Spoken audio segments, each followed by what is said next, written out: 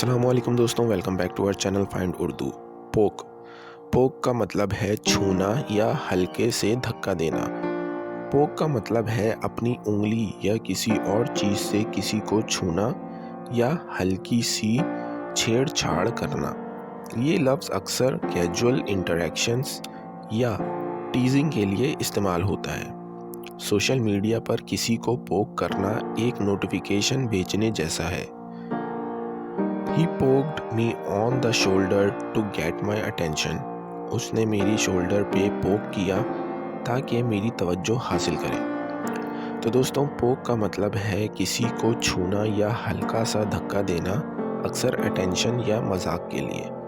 उम्मीद है अब आपको पोक का मतलब समझ में आ गया होगा। मिलते हैं नेक्स्ट वीडियो में। शुक्रिया।